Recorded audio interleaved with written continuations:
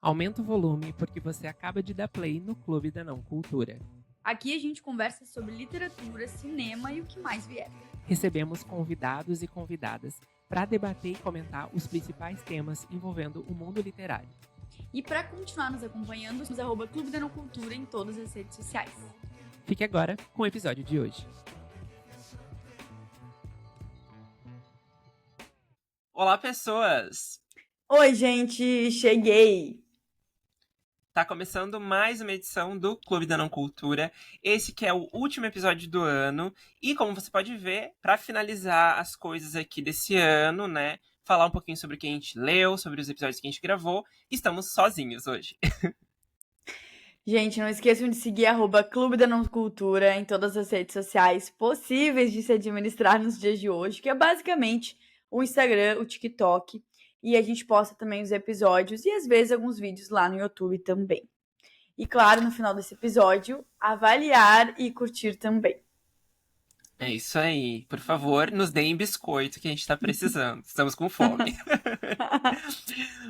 Bom, vamos lá. Vamos começar então falando dos nossos livros desse ano, né? O que a gente leu, quais as histórias que a gente entrou em contato, né? E o que marcou a gente. E eu quero saber então da Camila o primeiro livro, assim, que marcou ela nesse ano. Então, eu começo pelo primeiro livro que eu li, na verdade, desse ano, né? Eu li bem no comecinho aí de janeiro, que foi Corpo Desfeito, da Jarid Arraes, que é uma autora que eu admiro muito hoje em dia, que, tipo, qualquer coisa que essa mulher escreveu, estou lendo, estou indo atrás, eu participo do clube do livro dela. Quero muito um dia fazer uma mentoria ou algum tipo de revisão com ela, do lado escritora, né? Porque, enfim, gosto muito do trabalho dela, acho ela talentosíssima. E Corpo Desfeito foi uma das minhas leituras favoritas, né? Passando rapidamente pelo resumo. É o primeiro romance da Jarid, né? Aqui ela vai trazer uma família que vive uma sequência de abusos numa cidade do interior do Ceará. Então a gente vai ter a avó, mãe e neta, que estão aí nesse ciclo de violência. E a história, na verdade, ela é narrada pela Amanda, que é uma menina de 12 anos, né? Que mora sozinha com a avó desde a morte da mãe e do avô. E aí essa menina de 12 anos, ela vai contando a sua trajetória, né, suas descobertas enquanto criança, mas principalmente sobre esse ciclo de violência, sobre como isso, né, acontece dentro do núcleo familiar ali. Enfim, é um livro que me emocionou, que me deixou reflexiva, que me tocou de diferentes formas. Então ele foi um grande livro assim que eu conheci esse ano e um dos meus favoritados. Então, para abrir o top 3 favoritos do ano, eu acho até agora, claro, eu diria com Corpo Desfeito como a primeira opção. E tu, Fevi, qual que é a tua primeira? A primeira que vem na tua cabeça de favorito? Então, eu acho que a grande leitura desse ano, tanto em tamanho quanto em conteúdo, pra mim foi Um Defeito de Cor. Foi o. Seguindo a linha cronológica aqui das minhas indicações, né? Eu comecei a ler esse livro lá por fevereiro, se eu não me engano. Um pouquinho antes do carnaval, porque eu queria, né, entrar em contato com o carnaval já, pelo menos no caminhar dessa leitura aí, porque ela é grande, é um livro bem gigante mesmo, tem, sei lá, umas 700 e poucas páginas, talvez, até mais, eu acho. 900 e poucas páginas, eu acho.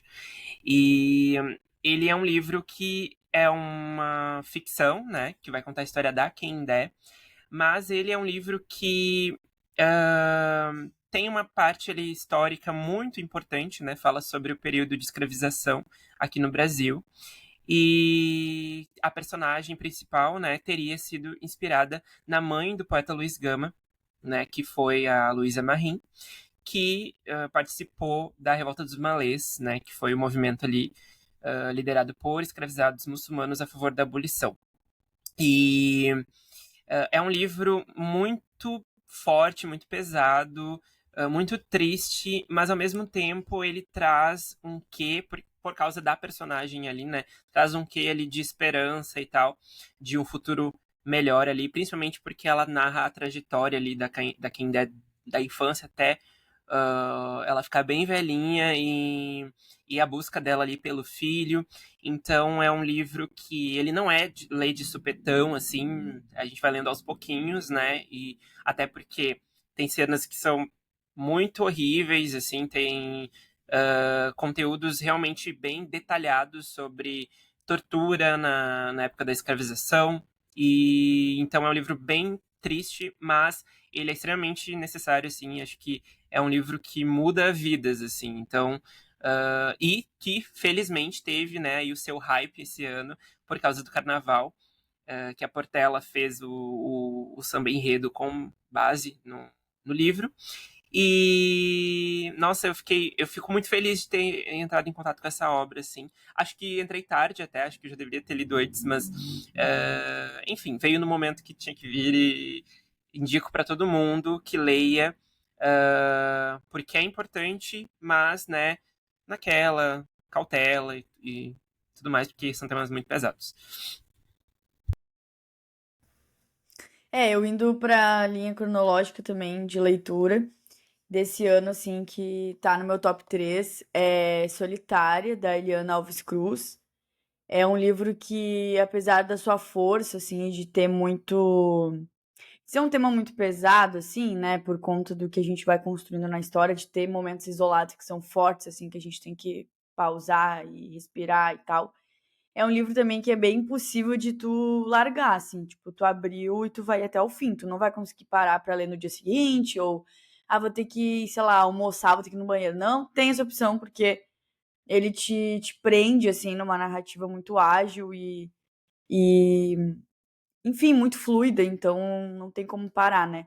Nessa história a gente vai ter aí a Mabel e a Eunice, né, que é mãe e filha. Elas moram no trabalho, né, num condomínio de luxo, então a Mabel é empregada de uma família, né, muito rica, e aí acontece uma situação ali, um crime que elas vivenciam, presenciam juntas, e tem toda também essa jornada da Eunice enquanto filha da empregada, e aí amizade com as outras pessoas do condomínio e faculdade, enfim, todos esses dilemas que a gente vê muito do cotidiano e da realidade das pessoas pretas, e como as pessoas de elite enxergam. Enfim, é uma história assim muito incrível e com certeza favoritada. Eu releria muitas outras vezes, porque eu realmente acho que é uma história que a gente pode absorver coisas novas, pode entender de diferentes formas também. Porque tem esses momentos que são mais pesados, assim, que tem que ter essa pausa. E é uma coisa que eu gostaria de reler, assim, novamente, para absorver de outra maneira.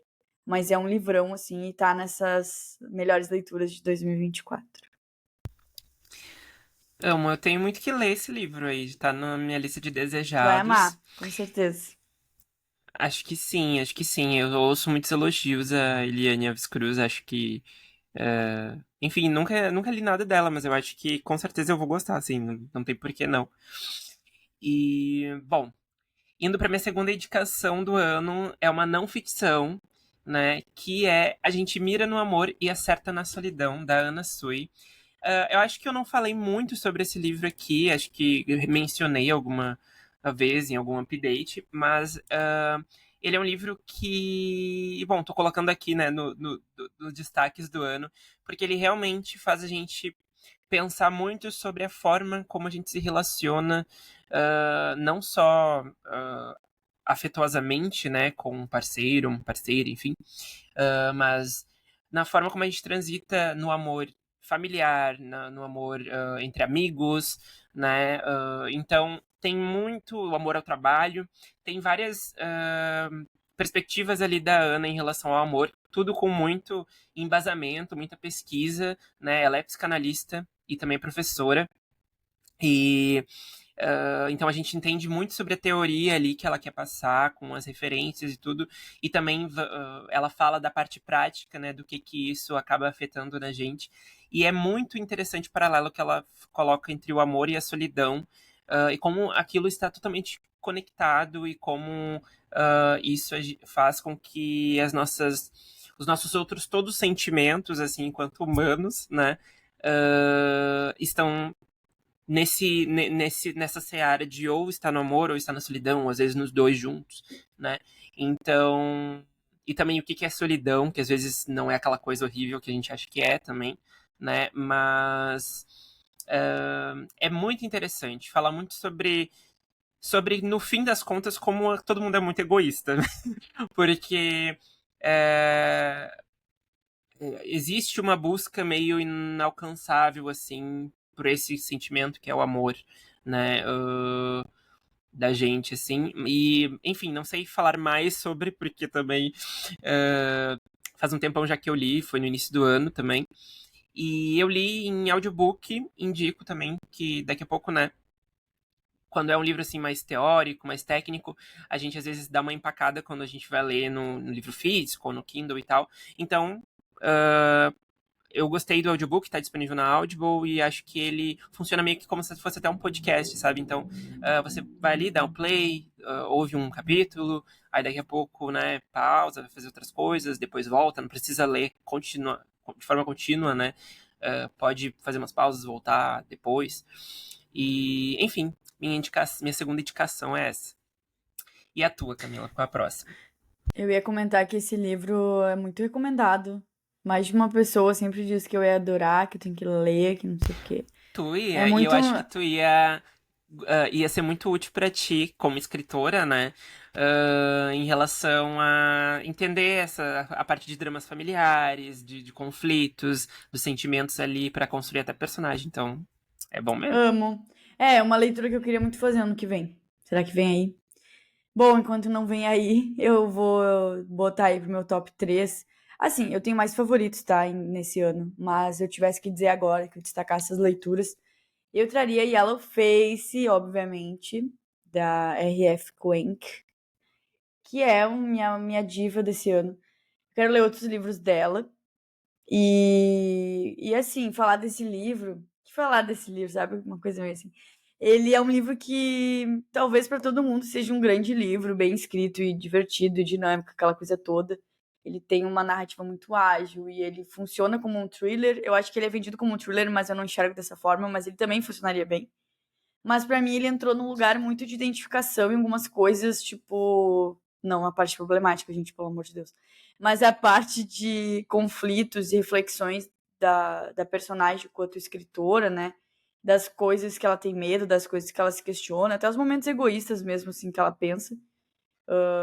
Sei lá, vou me apresentar em público, fazer não sei o quê, enfim. Essas coisas mais voltadas ao ego. E eu acho que isso é uma grande reflexão, assim, sobre tudo que se refere à arte, as coisas que envolvem fama e sucesso, enfim, que são coisas diferentes. E, enfim, é um livro que realmente me levou a refletir, me deixou até emocionada, assim.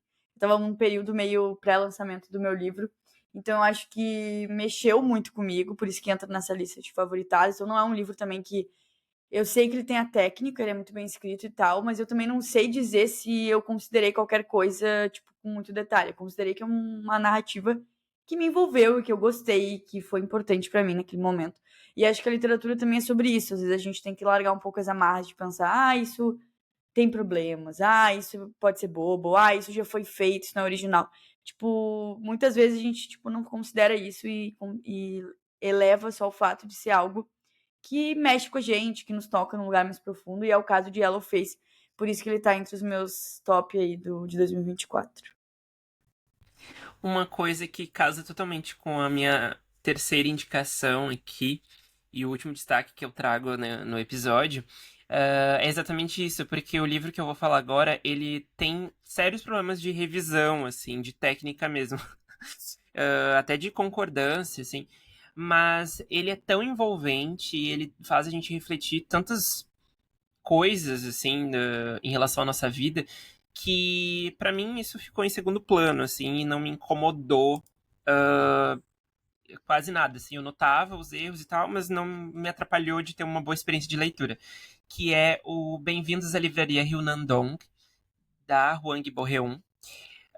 Esse livro é muito, muito bom. Eu fiz até um vídeo pro YouTube, né? Se você ainda não ouviu aí, que tá nos ouvindo, se ainda não viu esse vídeo, vai lá ver. Em que eu falo sobre trabalho, né? E como esse livro trata do trabalho e das nossas questões.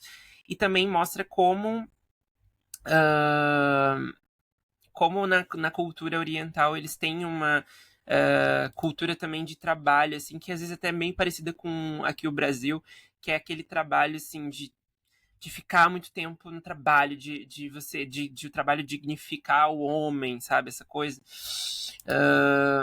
mas que no final das contas tem os seus ônus e bônus, né? E às vezes tem mais ônus do que bônus. E, enfim, o livro em si vai contar a história da Yoon-ju, né? Eu não sei se até hoje se é assim que fala o nome dela, mas eu decidi que é assim pra mim, que é a forma como eu consigo pronunciar. Que ela é uma profissional que passou por uma experiência de esgotamento, assim, de meio de burnout, e ela decide sair do lugar onde ela trabalha. E isso a gente só descobre no decorrer do livro até, mas já tô trazendo esse spoiler aí porque eu acho importante pra premissa dele, porque ela do nada decide abrir uma livraria, porque ela sempre foi muito apaixonada por livros, né? E ela sempre gostou de boas histórias, e aí ela e é muito gostoso porque mostra assim o cotidiano dela, as dificuldades dela como uma pequena empreendedora, né?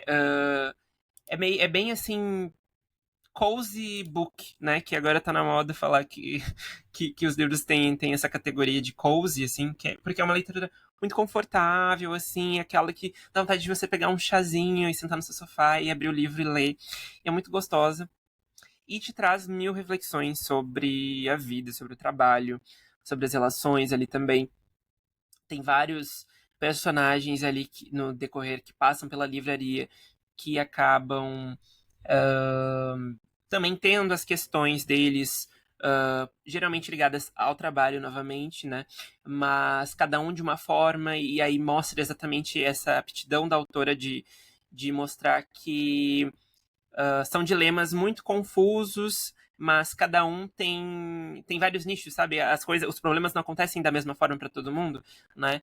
Mas que no fim das contas está todo mundo preso a alguma questão ali relacionada ao trabalho. Então, é muito legal, acho que faz a gente repensar sobre as nossas escolhas profissionais, assim, no dia a dia. E indico muito, acho muito delicinha esse livro e quero muito ler coisas nessa pegada agora. Eu acho que eu tô assim, nessa pegada mais inconveniente, loja de conveniência, né? Que também tem aí, que esses mais cozy books, assim, muito legal, muito legal. Bom, e agora, então, vamos para a parte onde a gente define os nossos episódios favoritos desse ano, né? Já dizendo assim, significa que a gente odiou algum episódio que a gente não vai citar aqui? Não, não significa. Mas é porque alguns, né, se destacaram aí, marcaram a gente, seja pelo assunto, seja pelo convidado. Então, Camila, qual é o seu episódio fave desse ano? Então, eu também acho assim, só reforçando que nós gostamos de todos os convidados e todos os papos que a gente traz também, enquanto tá só nós dois aqui. Então, isso de favorito, enfim, é só porque tem que ter um favorito, tá? Que aqui é tipo o troféu imprensa, melhores do ano. Eu acho Isso. que com o Julian, a gente falou do livro Viralizou, que a gente tinha feito a leitura. Também falamos dos projetos dele, que ele ia embarcar futuramente na Globo, né? Muito chique. Inclusive, estamos vendo aí os projetos andando desde então, isso é muito legal. E acho que foi um papo, assim, que, enfim, foram trocas muito legais, assim, sobre literatura, sobre cinema, sobre várias coisas, assim. Então eu gostei bastante. E, nossa, tem tantos outros que me vêm na cabeça que eu gostei muito também do episódio. O episódio sobre tradução com a Solange Quioro, eu gostei do episódio sobre criação de conteúdo com a Debu, que foi um episódio que a gente citou antes até de começar a gravar. Eu também gostei bastante do episódio com a criadora de conteúdo e escritora. Deixa eu puxar o nome dela aqui. Amanda Condazzi, que é uma querida que veio aqui conversar com a gente, sério, o papo foi muito fluido, assim, muito legal, ela é muito fofa e muito jovem, muito assim, ai, coisas de jovens, então foi muito divertido o papo com ela. Assim, é todo mundo, né, se eu ficar falando, assim, mas eu acho que o Juan Julián, assim, foi bem importante pra mim, assim. E tu, Fê, se eu não paro mais de falar, vou citar todos os episódios do ano. Então, tararara. Bom, eu acho que assim, né? De novo aquela coisa chovendo molhado, né? amei todos os episódios, eu acho que todos os convidados foram muito importantes. Uma coisa que eu gostei desse ano é que a gente falou muito sobre coisas que estão ligadas à literatura, mas que a gente acaba não pensando muito sobre, por exemplo, a tradução, né, com a Solane, que nem tu falou ali, o design na literatura, né, que a gente trouxe a Giovanna Cianelli para falar, também foi muito legal, a forma de avaliação dos livros com a Mai e tal, mas eu acho que o meu destaque, o meu fave, assim, eu acho que fala muito sobre a nossa criação de conteúdo também, que foi com a The Book, né, que a gente falou ali sobre o TikTok e a influência dele na literatura, né, porque a gente sabe que essa rede social aí chegou para ficar e ela já está movimentando o mercado editorial num todo de uma forma muito significativa e foi um papo muito gostoso de falar com ela, porque a Debook é muito querida, muito simpática, muito diva, com ótimos insights. Ela é uma ótima criadora de conteúdo, inclusive se você que está aí nos ouvindo não acompanha muito ela, vai lá, porque ela é muito boa, os vídeos são muito bem produzidos. Enfim, diva demais. E acho que acho que teve com o Vitor Kiyoshi também, né, que é um querido, nosso novo fave, assim, dos últimos meses, eu acho. Eu amo acompanhar o conteúdo dele, e acho que ele tem um ar meio jovem também, uma coisa meio conceitual chique, assim, né, o Divo arrasa. E a gente falou de Impostora, né, que foi um dos teus livros de destaque, que é incrível esse livro também. E claro que o episódio fica mais restrito a essa indicação, né? Mas vale a pena lá conferir também os nossos insights se você já leu o livro, né? E agora que nós já definimos os nossos livros de destaque, os nossos episódios favoritos, é a hora de um anúncio muito importante. O Jabuti do Clube. É a hora de um anúncio muito importante, né? Que esse podcast, né, ele está acabando, pelo menos da forma que vocês conhecem. Né, dona Camila, nós estamos assim, tchau, gente. Estamos indo de arrasta, não, que horror, pessoal. Então, depois de muitas reflexões, eu acho, e de 2 anos aí, né, Fevi? Sim. Produzindo conteúdo pro podcast, que é a nossa fonte principal de conteúdo, a gente percebeu que a gente não estava conseguindo, acho que, atingir os alcançar o nossos que a gente... objetivos, eu acho, né? Uhum. Exatamente. E eu acho que os debates, as pautas que a gente trouxe, as pessoas que a gente convidou, as trocas que a gente teve aqui foram muito valiosas. Por isso também é muito difícil a gente falar o que a gente gostou mais e tal. Porque foram muitas pessoas legais que toparam conversar com a gente, que toparam, né, trazer um pouco do seu tempo, do seu conhecimento para conversar. Mas eu acho que, enfim, é um negócio que daí, do ponto de vista, trazendo já esse tema para a parte de criação de conteúdo, que a gente precisa ter muito tempo para fazer o rolê acontecer, né? Vai muito além de sentar aqui, falar o que a gente quiser, isso não é bem assim que a coisa funciona. Existe toda uma produção pré e pós pro clube acontecer, pros episódios irem semanalmente ao ar. A gente tinha uma outra pessoa junto com a gente que fazia as artes do clube, estava nos ajudando. Isso a gente investia financeiramente nessa parte, então também é uma coisa a mais que era feita. Então, assim, é só a ponta do iceberg. Então, às vezes a gente, isso aqui é simples, ou isso aqui qualquer um faz. Mas nos onera muito tempo, esforço, criatividade. E nisso tem esse conflito de outras atividades, outros planos, outros projetos. Né, Fevi? Nós não brigamos, tá? Pra começar a polêmica os nossos fãs, né, nas redes sociais vão subir a hashtag.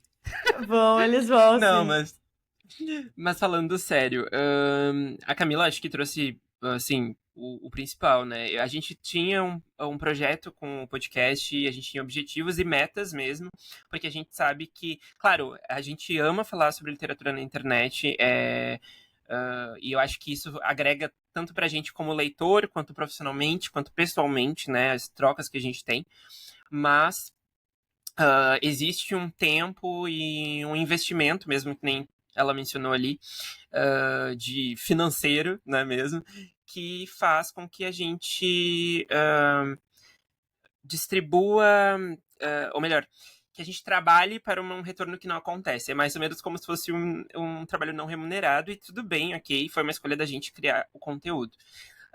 Mas o podcast em si, ele dá muito trabalho e tem pouco retorno. Então, a gente está finalizando as atividades deste podcast, pelo menos da forma como vocês conhecem.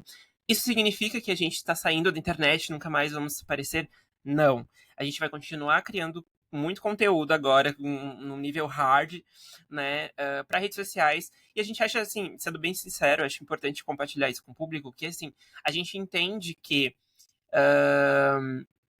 as redes sociais são a forma como a gente consegue fechar daqui a pouco uma publi, é a forma como a gente consegue entrar mais em contato com as pessoas, porque a gente sabe que o podcast, ele existe por... Ele é quase uma transa, né? Os dois têm que estar querendo. Tanto a gente que está fazendo, como a pessoa que vai querer nos ouvir. Ela tem que ir lá no Spotify ou no YouTube, enfim, e dar o play dela e ficar com a gente durante 30 minutos ou 1 hora, dependendo do episódio, né? E a gente sabe que o investimento para esse tipo de conteúdo de pessoas, né, de público mesmo, é muito baixo. A gente não tem grandes números de reprodução, exceto claro, quando a gente traz grandes convidados com nome e tal, a gente tem. Mas no rolê ali de update, por exemplo, do dia a dia, a gente se restringiu a um público, e não é nem um público tão fiel, porque eu acho que se fosse um público mais fiel, né, que acompanhasse a gente e tal, a gente continuaria, porque aí eu acho que a gente conseguiria encontrar uma forma de fazer o rolê acontecer. Mas como a gente fica muito também refém das redes, e aí, como o foco era no podcast e não conseguia trabalhar intensificamente nas redes, a gente encontrou essa forma, então, de finalizar o podcast e focar nas redes, para, né, que a gente possa continuar gerando nosso conteúdo de forma sempre muito sincera com quem nos acompanha, né? Muito com pesquisa, com embasamento que a gente já faz para cá, levar para as redes também. E não significa que a gente não possa voltar no futuro, né? Não, nada é escrito em pedra. E a gente Será já que vem tem aí? projetos. A gente tem projetos, pensando em projetos aí para vocês não ficarem totalmente órfãos desse formato, né? Mas, como vocês conhecem, o clube, como vocês conhecem, não estará mais com Não vocês está em mais entre 2025. nós. Foi com Deus. Foi com Deus. Foi com Deus. Eu acho que é uma despedida. Acho que a gente já sofreu o luto do clube, porque a gente já sabe disso há algum tempinho. Quando a gente resolveu tomar essa decisão. Mas a gente tinha que só trocar essa ideia. Eu acho que desabafar, falar a real, porque eu acho que é isso. Quem cria conteúdo sabe que conteúdo é resultado, é algoritmo. E que a gente é refém disso sim, e que precisa de muito esforço para todos os dias tentar reverter esse cenário. E aí, de novo, existe o conflito das coisas que acontecem em paralelo a isso, né?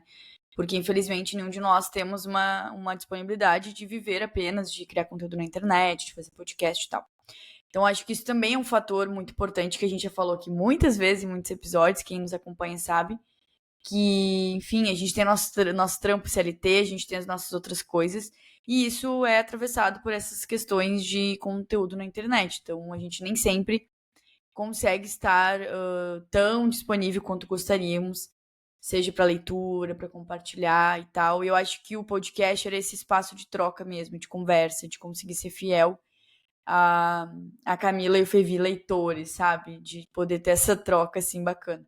Mas, de novo, né, reforçando, a gente percebeu que esse retorno versus resultado estava um pouquinho pesado, assim, né? Teve um momento aqui, se você tá vendo no YouTube, que eu bocejei, pessoal, porque é assim, entendeu? Porque a gente tem um dia cheio, daí a gente se reúne pra gravar e a gente também já tá cansado, que, né, temos as nossas casas, nossas vidas, e o clube é muito importante, mas ele também toma muito desse tempo, como eu falei no início. Então, acho que é totalmente sobre ser verdadeiros com quem gosta da gente, com quem nos acompanha, com as amizades que a gente fez durante esse processo. E saber que estaremos tão firmes quanto possível nas redes sociais. A gente vai continuar criando conteúdo, a gente tem novos planos, novas ideias. A nossa Acho que assim, nosso foco não é desistir de falar de literatura, de passar a nossa palavra adiante. Acho que é mais entender que o podcast em si não é o melhor formato, sabe? Acho que essas são as minhas últimas palavras. Aquela. Sim. Mas, e ele foi muito importante, porque eu acho que faz parte desse processo também. Porque, nossa, imagina, sem esse podcast a gente não teria entrado em contato com tanta gente legal, a gente não conheceria muita gente, a gente não conheceria muito autor. Então, assim, é um projeto que é muito legal, muito importante, assim, e ficará guardado nos nossos corações com muito carinho. E só temos a agradecer, então, a você que nos acompanhou durante esses mais de 80 episódios. E, na verdade, contando os updates, mais de 100 episódios já. Então, assim, foi realmente uma honra e um prazer estar com vocês. Mas é isso, temos um último episódio. Temos o nosso último episódio.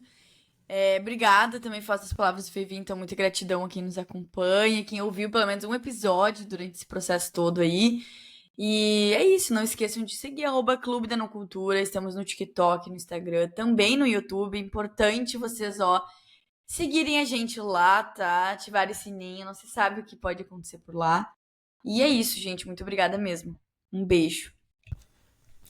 Um beijo, gente, e até as redes sociais agora, né? Beijo.